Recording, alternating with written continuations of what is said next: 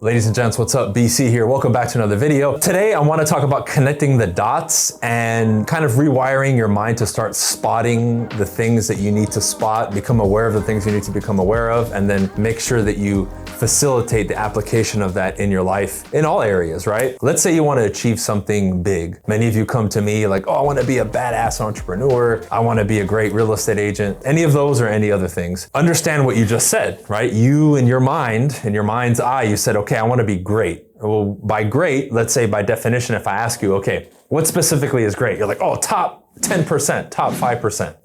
Fair.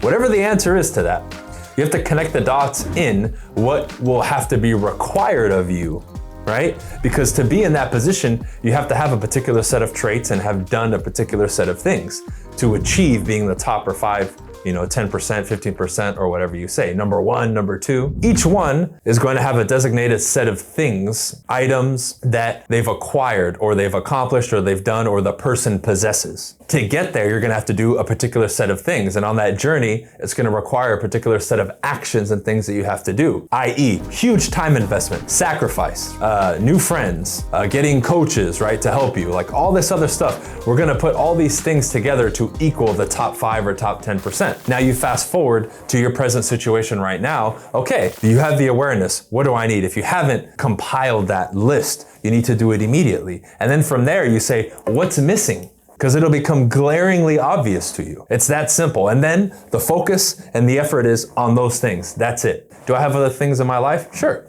You may have family, you may have other obligations that become a priority too, fair. But this other one, this first one that you brought up to me, this thing that you want to achieve, the person that you want to become, also has to be a priority. Then all the action items on there need to be done. And it becomes a simple application of that, a consistency, a focus on that. That's it. Ladies and gentlemen, welcome back, BC. Today I want to talk with you guys specifically on tips to improve your negotiation tactics, how to negotiate better. Just to make it clear from the beginning, there's no special tactics that we do and these secret like joker cards, that you use in negotiation to make you better.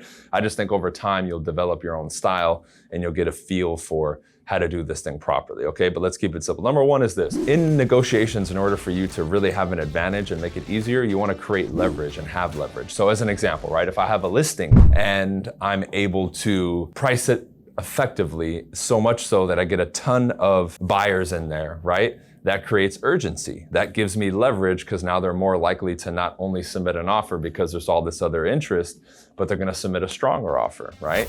When I send a multiple counter offer, again, that gives me more leverage for them to give me more favorable terms for my seller versus for the buyer, right? When you do this thing properly, it just makes the negotiation smoother for your side, especially, and makes it easier for you to do your job effectively. Number two is this. You need to keep your emotions out of negotiations. As an example, right? You want to prospect in the morning and then you have a couple deals going and an agent is frantically calling you at 8 or 9 a.m. to try to get something. Like for me, I don't answer until 12 and they know that. Let them get upset, let them email, let them cry, let them complain. What do we do erroneously? Number one, set the standard from the beginning so they know not to do that and you're not gonna, answer them.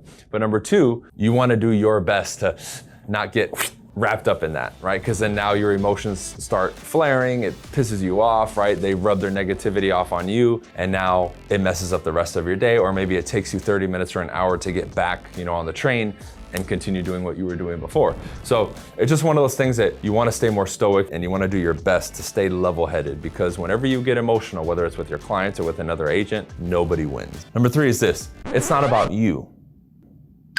And what I mean by that is this. Nobody cares if you owe your rent, your mortgage, you need to pay your bills. That doesn't take precedent and is not superior to the deal for your client. That clouds your judgment, that makes you shady, that makes you make decisions and maybe push things that you shouldn't push. And I understand because, sometimes in the beginning you do need the check because you're hungry, right? You want the money, you need the money because of your bills. However, again, that doesn't take precedence over the best interest of your client, and that always needs to stay first. That's something you need to be mindful of, and if you don't pay attention to it, sometimes you can slip into that without really realizing it, when in the end, you're not looking out for their best interest, you're looking out for your own best interest, which is, again, 100% wrong. Those are tips, guys, that I can give you in regards to negotiations. Again, over time, you will develop your own style and get better, but these are a few key points to keep in mind in order to make you get out there and do a better job with your negotiations, all right? Peace.